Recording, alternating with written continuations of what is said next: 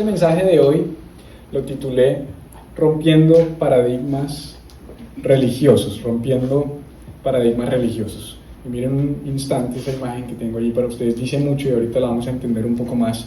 Pero quiero empezar por definir lo que significa un paradigma. Un paradigma es un mapa mental, es un esquema de pensamiento, y los paradigmas definen la forma como nosotros entendemos la vida y por ende también la forma como la experimentamos. Qué importante esa definición. Un paradigma es la forma como tú y yo entendemos y por ende experimentamos la vida.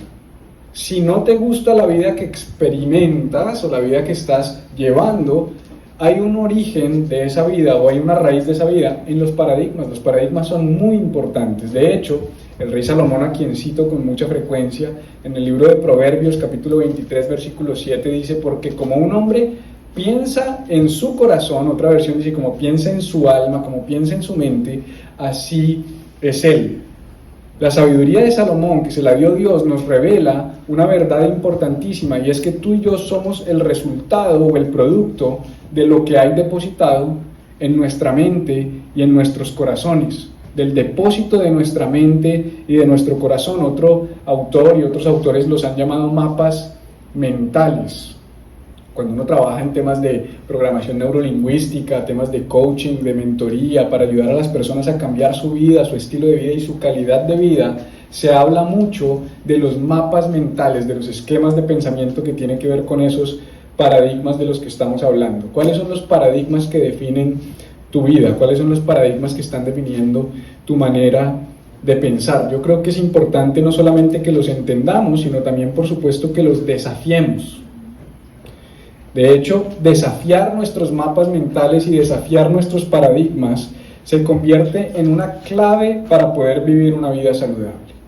No puedo esperar una vida saludable sino primero diagnostico y entiendo cuáles son esos mapas mentales que hay en mi corazón, que hay en mi mente y que hay en mi alma, pero no solamente identificarlos, sino es tener la capacidad de desafiarlos, tener la capacidad de cambiarlos, de cuestionarlos, de entender si son o no son saludables, si bendicen o no bendicen mi vida, si benefician o no benefician mi vida.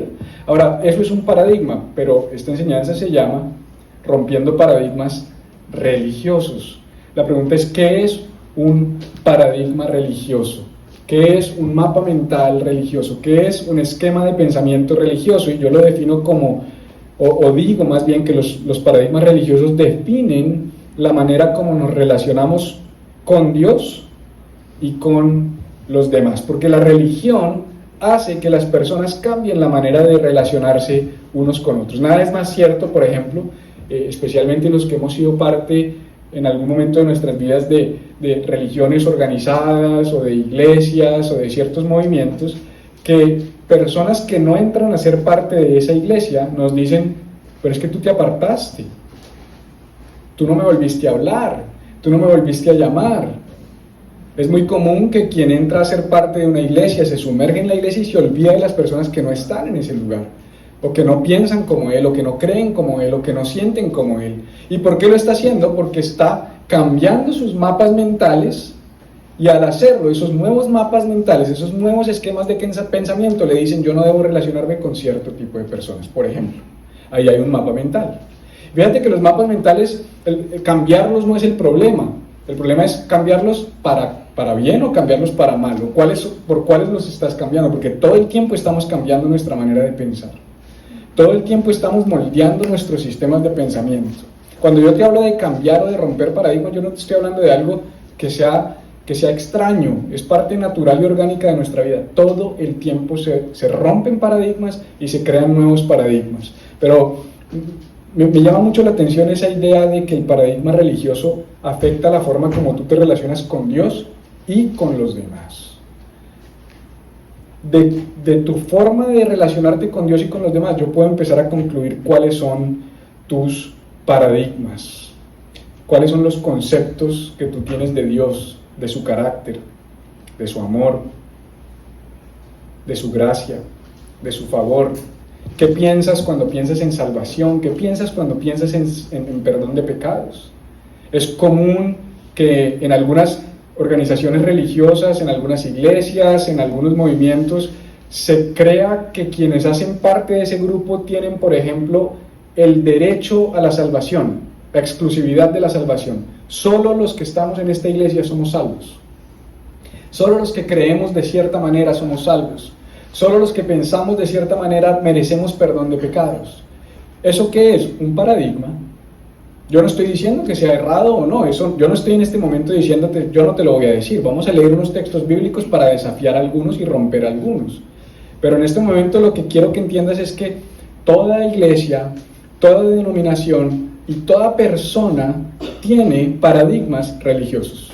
Su teología, su forma de entender a Dios y su forma de entender al mundo están determinados por unos mapas mentales que están allí instalados por lo que le enseñaron sus padres, por lo que le enseñó la sociedad, por lo que aprendió la cultura, por lo que le enseñó su maestro de escuela dominical, por lo que habla su pastor.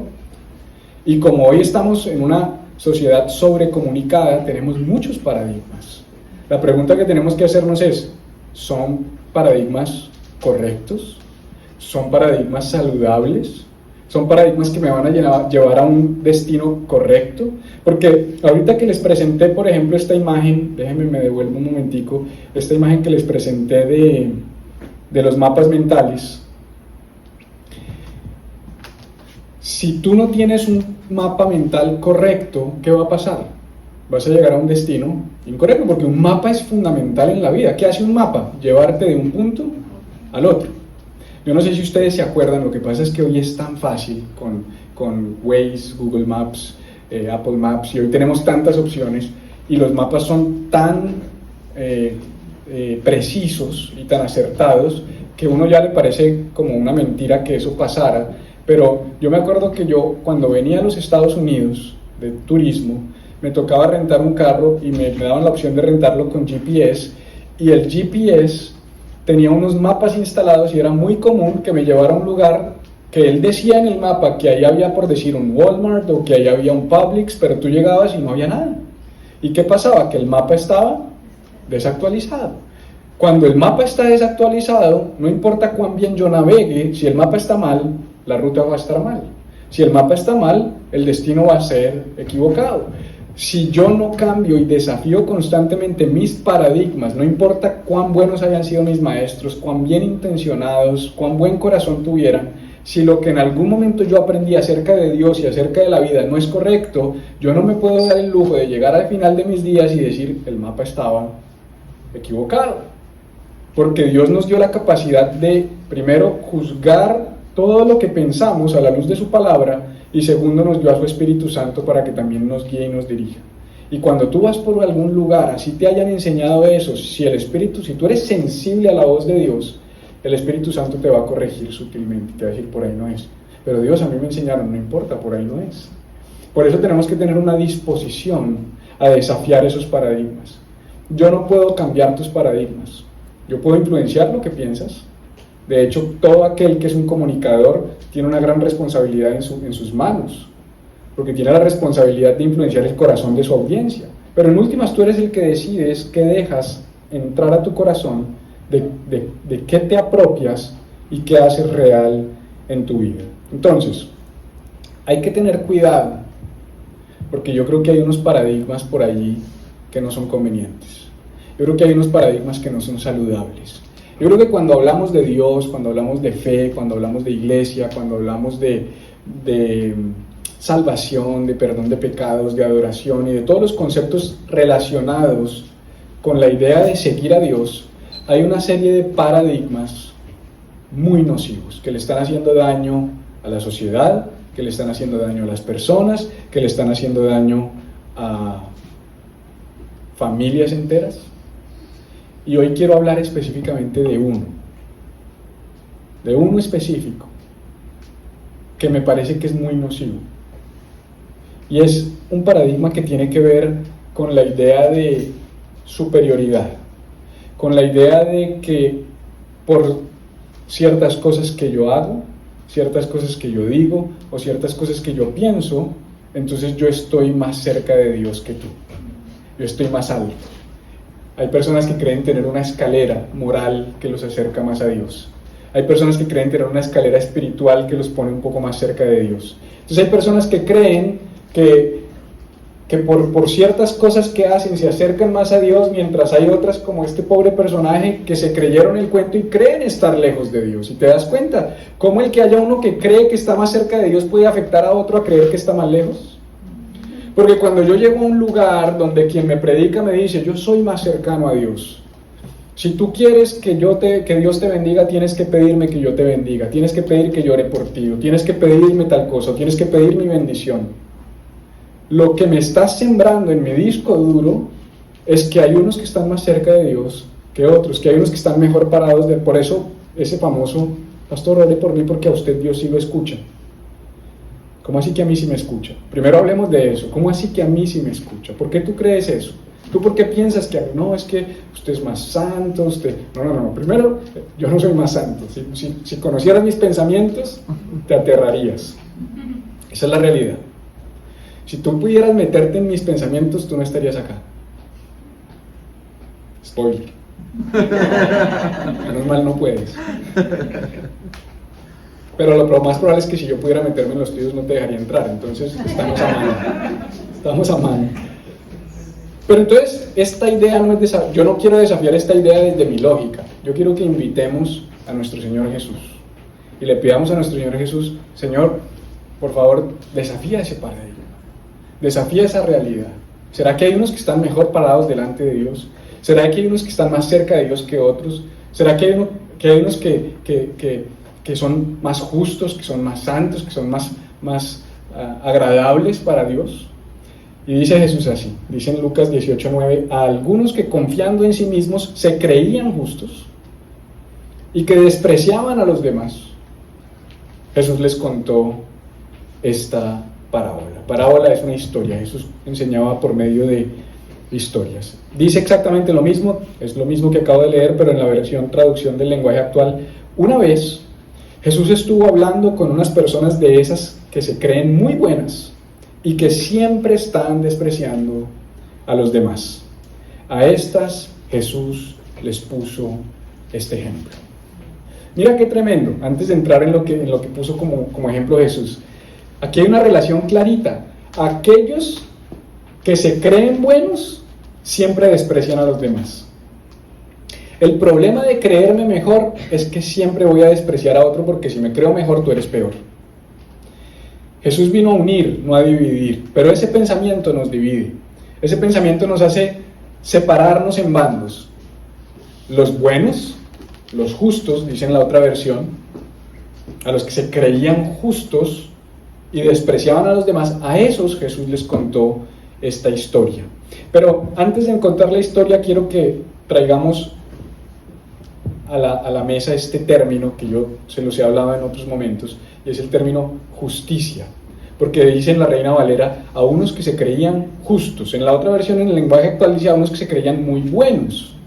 Pero justos, muchas personas no entienden qué es justo, porque justo pensamos que hay 12 pizzas, somos 12, lo justo es que cada uno se coma una, ¿cierto? Eso es lo que normalmente pensamos que es justo.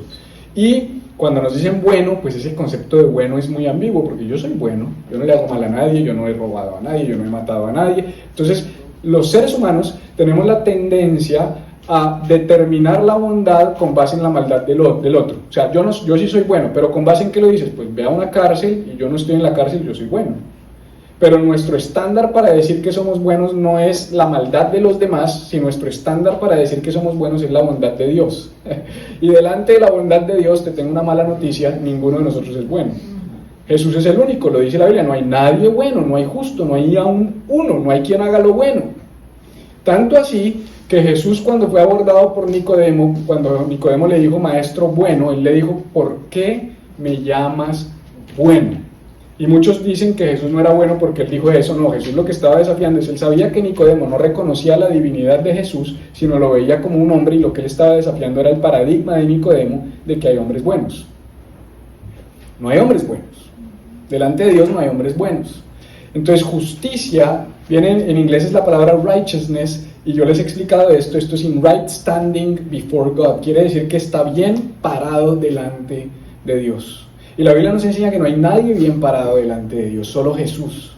y que la única manera de nosotros estar bien parados delante de Dios es a través de Jesús. Pero aquí había unos personajes que creían que estaban bien parados delante de Dios y que los otros no estaban bien parados delante de Dios. Y Jesús dice: a ustedes que creen estar bien parados delante de Dios y que otros no lo están, a ustedes les quiero contar esta historia. Y acá dice que se perdió mi conexión. Okay. Dice así: a unos que creían, bueno, esta es mi paráfrasis de ese pasaje, esta paráfrasis la puse yo. Dice: a unos que creían estar mejor parados delante de Dios que los demás, Jesús les contó la siguiente historia. Si tú crees que estás mejor parado delante de los demás, esta historia es para ti. Si no crees eso, también esta historia es para ti. Ya te voy a explicar por qué. Dice así: dos hombres, me gusta mucho, Jesús siempre divide, categoriza, él no divide en el sentido de la división, sino categoriza, separa, presenta alternativas. Dice: dos hombres fueron al templo a orar. La intención de los dos hombres es clara según Jesús: fueron a orar. Uno de ellos era fariseo y el otro era cobrador de impuestos o publicano. Aquí tenemos a amigo fariseo, aquí tenemos amigo publicano. Les voy a explicar rápidamente quiénes son cada uno de estos personajes, simplemente para ponernos en contexto. El fariseo es parte de una secta religiosa, la secta religiosa de élite de los tiempos de Jesús.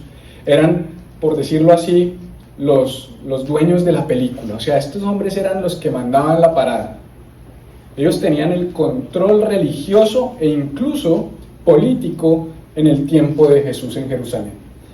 Y estos personajes, su tarea era no solamente poner los estándares de justicia, sino medir a la gente y determinar su nivel de justicia delante de Dios. Determinar la madurez espiritual, determinar la estatura espiritual, juzgando las apariencias de los demás, juzgando la conducta de los demás, juzgando el estilo de vida de los demás. Su tarea era medir, calcular. Estos fariseos, por supuesto, eran este personaje que creía ser justo, que creía estar mejor parado delante de Dios que los demás. Y el otro personaje, el cobrador de impuestos, o conocido también en otras versiones como publicano, no son el amigo que nos ayuda a hacer los taxes, sino es un personaje judío que se alió con el imperio romano, que era el imperio que estaba dominando y gobernando en los tiempos de Jesús, y como conocía y tenía cercanía al pueblo judío, pero buscando una ganancia personal, su tarea era cobrar los impuestos de su familia, de sus amigos, de sus conocidos, para entregarle esos impuestos al imperio y quedarse él con una comisión, con un porcentaje. Además de esto, eran prestamistas también. Entonces, no solamente cobraban, sino que prestaban con ese dinero que cobraban, prestaban dinero con unos intereses absurdos, y detrás de esos préstamos muchas veces pues venía la ruina financiera de familias enteras. No eran queridos por los judíos. Cuando Jesús usa el término un cobrador de impuestos, lo que quiero que entiendan es que tal vez, no estoy equivocado al decirlo, es el tipo de persona más despreciada por el pueblo judío y por la audiencia que estaba escuchando a Jesús. Es como si hoy habláramos de, permíteme, un violador de niños, algo así. O sea, algo que cuando tú lo escuchas tú dices, ok, espérate, porque yo sé que Dios es bueno, pero a esa persona no. O sea, es ese tipo de persona. Ese tipo de persona que en el fondo del corazón todos decimos, sí, muy bonito lo del amor de Dios, pero esa persona no merece el amor de Dios. Esa persona no merece, pero eso creía la gente acerca de los publicanos.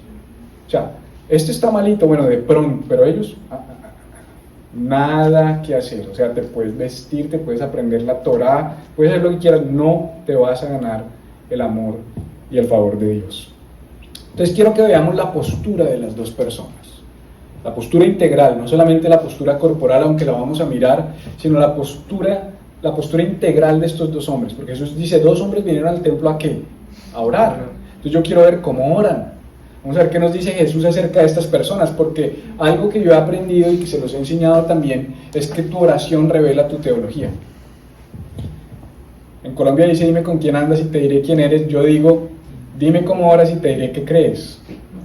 Porque la oración de la gente realmente, si yo pudiera tener un micrófono implantado en el cuarto de oración de cada uno de ustedes, y si ustedes tuvieran uno en el mío, ustedes sabrían verdaderamente yo qué creo, porque es ahí, cuando nadie nos ve, que le pedimos a Dios, que se revela lo que verdaderamente nosotros creemos. Entonces dice así, primer personaje, primera escena, entre fariseo, y por favor cuéntenos entonces cómo es que usted ora. Puesto de pie, mira qué importante, yo resalté algunas cosas, es lo primero, la postura del fariseo. Puesto de pie, el fariseo oraba así: Dios, te doy gracias. Y uno dice, empezó bien, qué bueno, empezó agradeciendo. Te doy gracias porque eres un buen Dios, te doy gracias por tu grandeza, te doy gracias por tu poder. No, te doy gracias porque no soy. O sea, la oración es para allá, no para acá. La oración se supone que va para allá, las gracias van para Él, no para ti. Gracias por mí. Dios, te doy gracias por mí. Es que Dios, gracias por hacerme así de bonito, gracias. O sea, eso es lo que el man está diciendo. Gracias porque no soy, y además que no soy como ellos. O sea que fíjate cómo su bondad se mide en relación al otro. Yo soy bueno porque Él es malo. Gracias porque no soy como Él. Gracias porque no soy como Él. Gracias porque no soy como los demás hombres. Ellos son ladrones. Además es sapo, ¿no? Sapo, pues si entienden ese concepto, viene aquí a sapear. Señor, ellos son ladrones. Y a lo mejor decía, ellos son ladrones. Y hacía así, como mirando al otro personaje que estaba allí. Era como un indirectazo. Son malvados, engañan a sus esposas con otras mujeres. Tampoco soy como ese cobrador de impuestos. Yo ayuno 2 veces por semana y te doy la 10ª parte de todo lo que gano. Mira qué oración.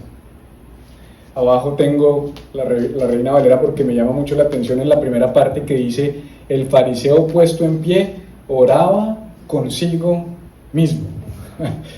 O sea que la oración del fariseo era con él. En últimas era una cortina de humo, él no le estaba hablando a Dios, sino se estaba alabando a él mismo. Fíjate que en su oración todo lo que él exalta, cuando la oración es para exaltar los atributos de Dios, porque cuando los discípulos le dijeron a Jesús, Maestro, enséñanos a orar, en Mateo capítulo 6, Jesús les dijo, cuando ustedes oren van a orar así: Padre que estás en los cielos, santo sea tu nombre, venga tu reino. O sea, se trata de Él.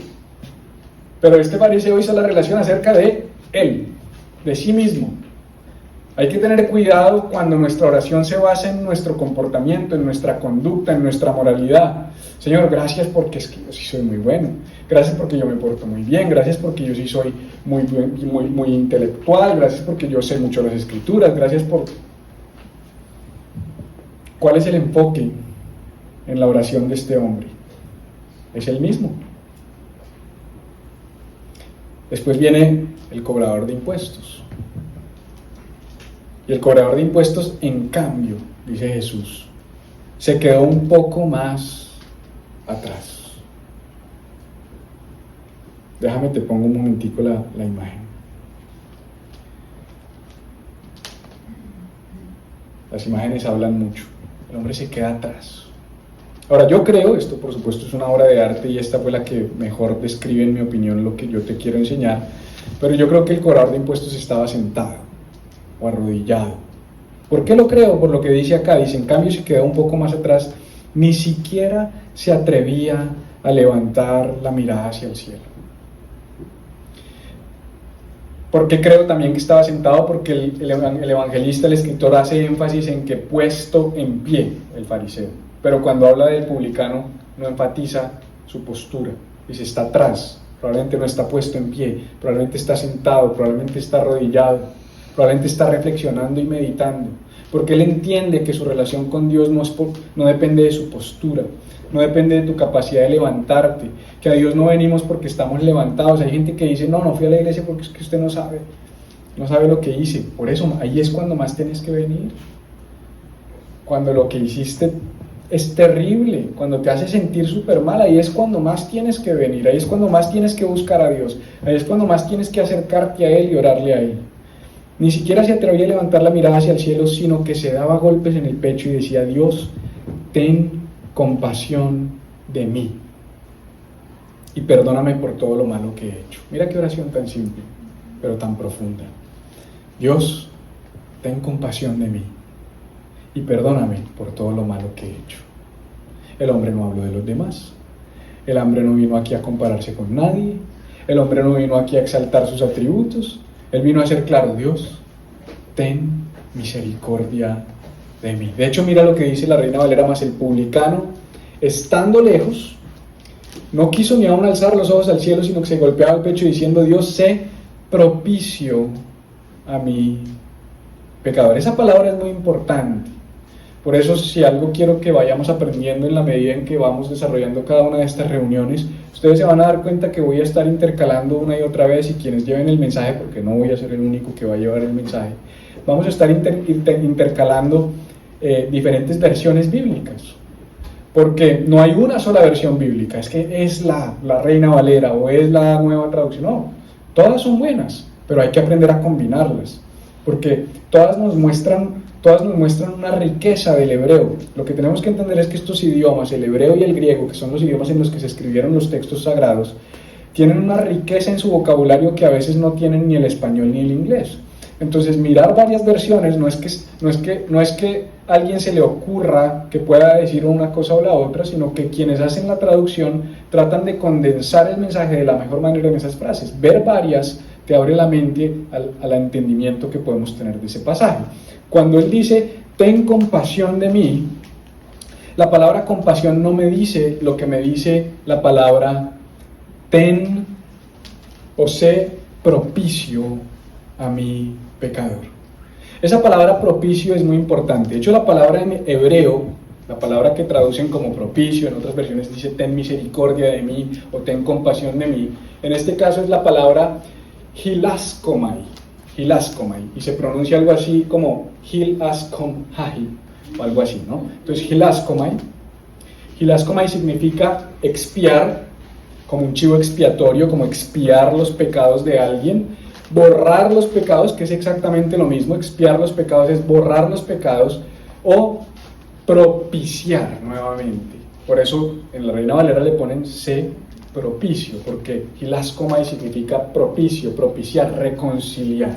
Lo que este hombre le está diciendo a Dios en su oración es: Dios mío, por favor, borra mis pecados, por favor, expía mis pecados. Y es muy importante entender que Dios simplemente no puede, no porque no tenga la capacidad de hacerlo, sino porque Él no se va a contradecir a Él mismo. Él no puede borrar tus pecados. Vuelvo y digo, Dios podría, pero en su diseño, en su estructura, en la forma como Él estableció las cosas, Él dice: no puedo simplemente borrarlos, tengo que expiarlos. Expiarlos es que alguien tome tu lugar, porque el pecado tiene una consecuencia. Como el pecado tiene una consecuencia, yo no puedo simplemente borrar lo que hiciste, yo necesito que otro tome tu lugar. Te amo tanto que voy a mandar un chivo expiatorio para que tome tu lugar. Lo que está diciendo este hombre, que aparentemente no tiene la teología, no tiene los paradigmas que tenían los fariseos, no tiene el conocimiento que tienen los fariseos, aparentemente este hombre dijo: yo no tengo ni idea de nada de esto, yo no sé de nada de esto, a mí me da hasta pena acercarme, lo único que yo te digo es: sé propicio, haz algo por mí, borra mis pecados, limpia mis pecados, ayúdame en esta situación, en esta realidad. Y tengo que explicarte algo, un poquito de historia y de conceptos teológicos, pero no para enredarlos ni para aburrirlos, sino para que entendamos un poco por qué es tan importante romper este paradigma y poner el paradigma correcto. Este es como un esquema, como una imagen de lo que se conoce como el Templo de Salomón. En el Templo de Salomón había un lugar que se conoce como el lugar santo, y dentro del lugar santo hay un lugar que se conoce como el lugar santísimo. Aquí afuera están los patios de los gentiles, donde podían llegar todas las personas, pero adentro, en el lugar santo, solo podían llegar ciertos sacerdotes en ciertos momentos del año. Y luego allá adentro, donde tú ves como dos seres alados, si los ves allá al fondo, como dos, son querubines, representan querubines, está lo que se conoce como el arca del pacto. Y ahí, por supuesto, hay un corte arquitectónico, pero ahí hay un velo. Realmente cuando tú entras tú no ves los querubines, sino tú ves el velo.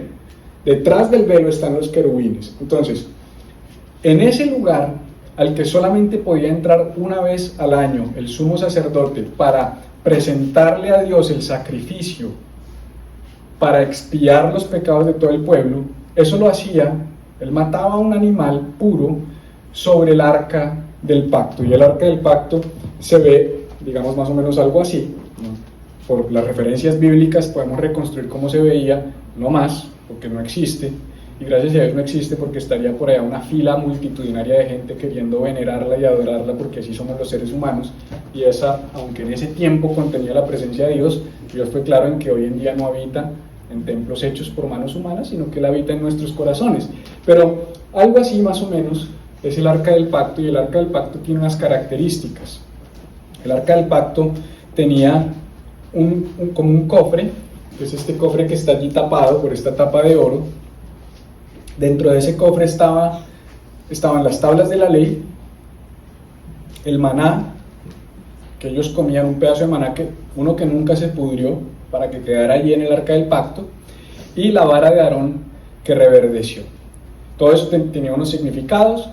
Las tablas de la ley estaban allí como señal de la ley de Dios que juzga a los seres humanos, y los querubines están allá arriba mirando la ley de Dios, mirando esas tablas de la ley, y por eso en ese lugar el sacerdote venía y ponía entre los dos querubines su sacrificio, y al matar a su animal, el sacrificio se derramaba sobre esa tapa que se le llama el propiciatorio.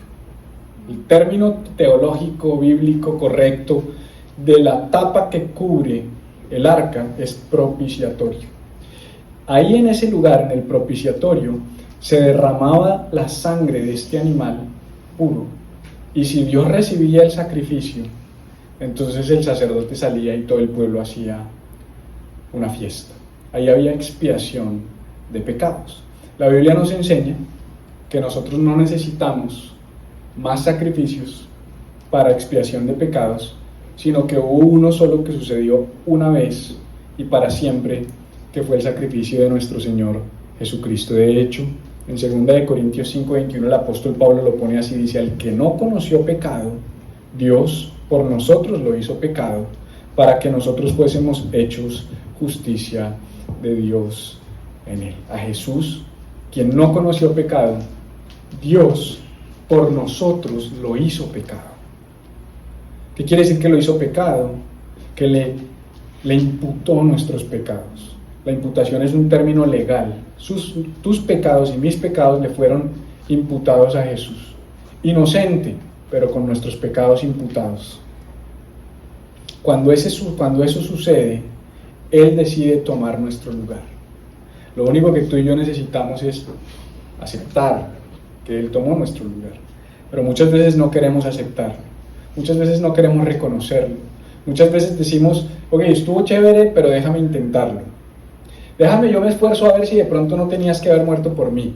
De pronto tuviste que morir por Javier, de fijo, pero por mí yo no creo. A lo mejor moriste por Yuyu, pero te das cuenta que a pesar de que Jesús lo hizo por nosotros, hay algo dentro de nosotros que nos sigue haciendo pensar que, uy, Jesús fue demasiado bueno, pero por mí, ¿para qué lo hizo? ¡Qué tontería! ¿Te han regalado alguna vez algo y tú dices: pero ¿para qué me regalaron esto? Yo no lo necesitaba. No lo dices, pero lo piensas. Bueno, a mí me ha pasado. A mí me ha pasado que me dan algo y yo digo: pero ¿por qué se pusieron en eso? Yo no necesitaba esto. Y yo creo que a veces así somos con Jesús. No se lo decimos, no expresamente, pero nuestra vida pareciera expresar o sugerir que en el fondo de nuestro corazón creemos que si yo hubiese sido el único ser creado, Jesús se hubiese ahorrado la muerte. ¿Te das cuenta que a veces nos dicen: si tú fueras el único creado, aún Jesús hubiese muerto por ti? Y eso es verdad. Pero yo creo que algunos dicen: no, porque no hubiera tenido que morir. ¿De verdad? ¿De verdad será que alguno de nosotros en el fondo cree que Jesús no hubiese tenido que morir por mí? Que Él murió fue por la gente de verdad mala, pero por nosotros no. Claro, si lo ponemos en una escala de maldad a los ojos de los hombres, pues terminamos concluyendo eso. Por eso tú estás libre y otros están presos. Yo todavía no me ubico muy bien, pero creo que es por la John John que uno va, o por la Orange que uno va y se encuentra con la prisión. Por allá llegando por la John John llegando a la 4. Ay, se dan cuenta, hermano inteligente. Y ahí cuando yo paso por esa cárcel siempre me duele el corazón, siempre. No me gusta pasar por esa prisión. La veo y digo, qué terrible estar ahí encerrados. Y yo no sé si llegamos a pensar en algún momento que bueno, pero pues ellos tal vez lo merecen. Y yo no sé qué hicieron las personas que están allí. Pero delante de Dios, yo no estoy hablando delante de los hombres, delante de Dios, no importa lo que ellos hayan hecho, Jesús murió tanto por ellos como por ti. Igual, tu pecadito que tú crees como un pecadito blanco, que no está tan grave, Jesús tuvo que morir por ese pecadito. ¿Me regalas un ratico de piano tú? ¿Puedes? Sí, gracias. Pero no se duerman, ya vamos a terminar. Por eso quiero hacerte esta pregunta. Y ya estamos entrando aquí en nuestra recta final. ¿Quién eres en esta historia? ¿Con quién te identificas? Porque yo he aprendido que en las historias bíblicas siempre, cuando hay uno solo, te tengo una noticia. No importa con quién te identifiques, tú eres ese uno solo. O sea, cuando está Jesús y el hombre de la mano seca, tú eres el hombre de la mano seca. Cuando está Jesús y la mujer adúltera, tú eres la mujer adúltera. Cuando está Jesús y la mujer samaritana, tú eres la mujer samaritana. Cuando está Jesús y el leproso, tú eres el leproso y yo soy el leproso. Y yo soy la mujer samaritana. Y yo soy Zaqueo allá montado en el árbol. Siempre que hay alguien en las historias bíblicas, tú eres esa persona, yo soy esa persona. Pero cuando hay dos, de alguna manera, aunque yo creo que tenemos un poquito de los dos, uno termina diciendo como que en este momento de mi vida yo me identifico más con este o con ese. Tú tienes que ser uno de esos. No, yo soy Jesús. No, tú tienes que ser uno de esos. Tienes que ser uno de esos. La pregunta es, ¿eres el fariseo? ¿Eres la persona que cree que hay otros que no merecen tanto como tú? Que de pronto haces juicios sobre la salvación de otros. Que de pronto haces juicios sobre la eternidad de otros. Pastor, ¿usted cree tal persona tan murió, pero nunca hizo la oración de fe, pero hacía esto? ¿Usted cree que se salva? ¿Quién soy yo para decir si se salva o no? Ni sé si yo me salvo. Bueno, sí lo sé, pero por mi fe en Jesús. Pero lo que quiero decir es, yo no puedo decir yo sí, tú no. O todos o ninguno. ¿Quién soy yo para decir? ¿Quién soy yo para determinar? ¿Quién soy yo para juzgarlo? ¿Quién soy yo para evaluar la cantidad de apertura que ha habido en el corazón de alguien hacia Dios y hacia Jesús? No, es que yo estaba, porque fíjate cómo somos, porque no quiero pasar rápido por acá, porque es que es fácil decir, no, yo no soy el fariseo, pero seguro no eres el fariseo.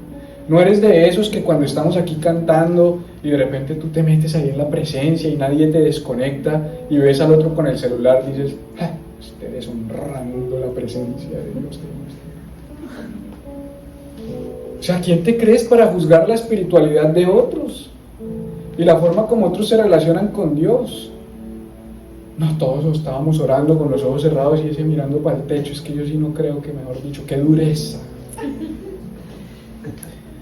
¿Tú qué sabes si el man cierra los ojos y se duerme y por no dormir se mira para arriba porque respeta el momento? O si sencillamente le parece una tontería cerrar los ojos porque nunca se ha podido relacionar con Dios con los ojos cerrados. Porque Dios es tan único que mientras tú te tienes que encerrar en un closet para orar, otro tiene que montarse en el trancón del highway para conectar con Dios. ¿Por qué no? ¿Por qué no puede una persona conectar con Dios de una manera diferente a la mía y aún eso es conexión con Dios? Pero creemos que como yo conecto así, así se conecta.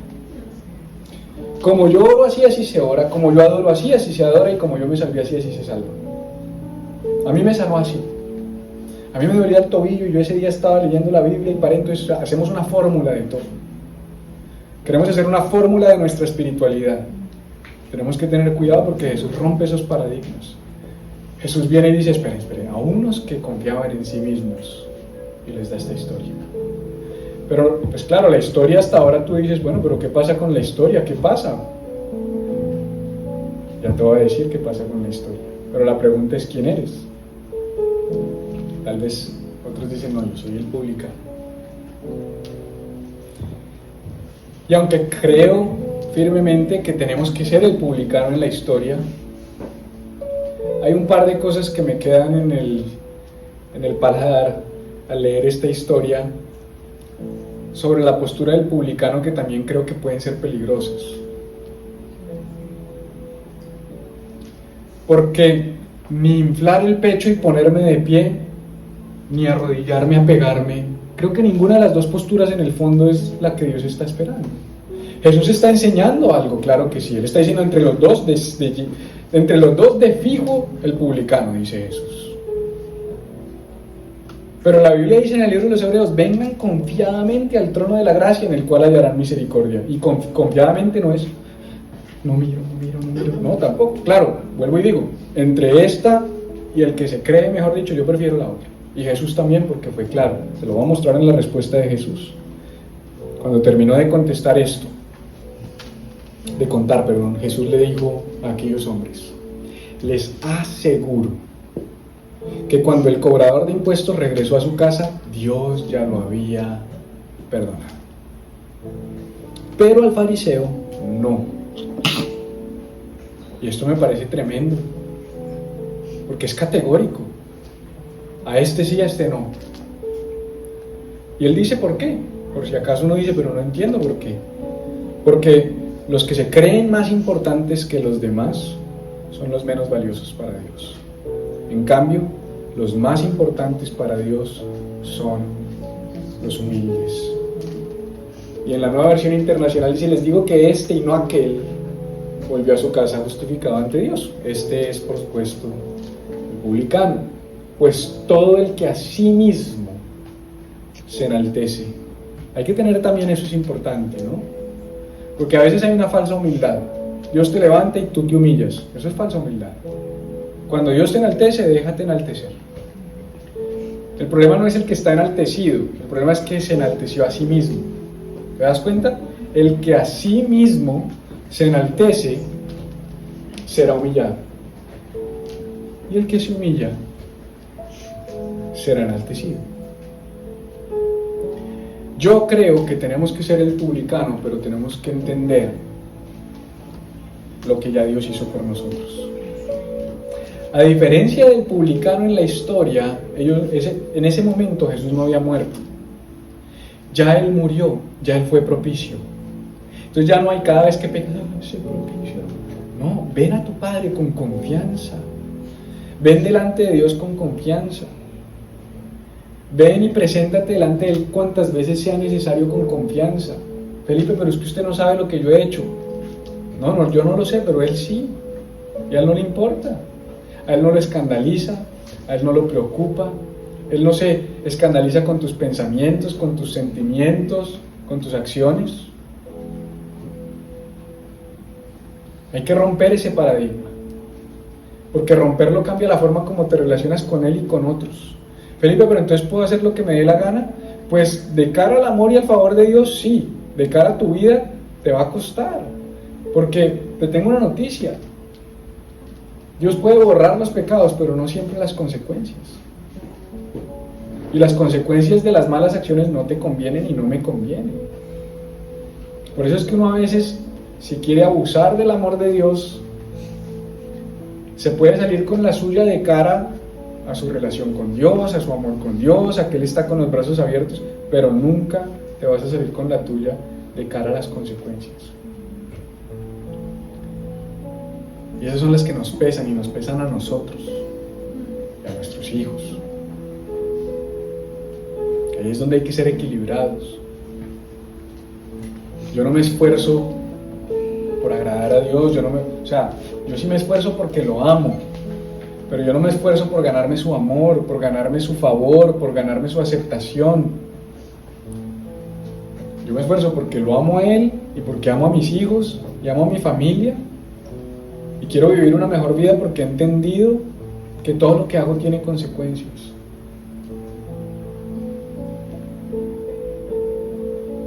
Yo quiero ser como este publicano. Prefiero ser como él. Prefiero ser como él. Prefiero estar enfocado solo en mí y no en los demás. Eso me gusta del publicano. El fariseo está enfocado en los demás y no en él. El publicano está enfocado en él y no en los demás.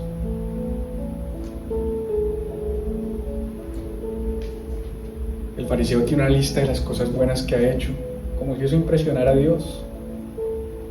El publicano es bien consciente de las malas que ha hecho.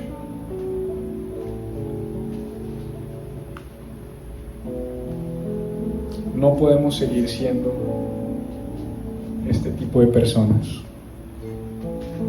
que de alguna manera creen estar más arriba. No somos esa iglesia. Eso no es lo que creemos. Yo creo que todos los que estamos aquí estamos al mismo nivel delante de Dios. Todos. Todos por igual. A todos los que estamos aquí Dios nos escucha por igual, nos ama por igual, nos quiere bendecir por igual, nos siente sus hijos por igual. Todos los que estamos aquí somos el favorito de Dios, el hijo preferido de Dios.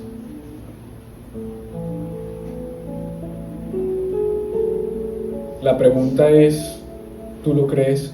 Porque Juan lo creía cuando decía el discípulo al que Jesús amaba. Él nunca dijo al que amaba más, porque eso sería un error teológico. Él simplemente dijo al que Jesús amaba. Y yo creo que lo que él estaba diciendo, el discípulo que sabía que Jesús lo amaba, que sabía que Jesús lo amaba.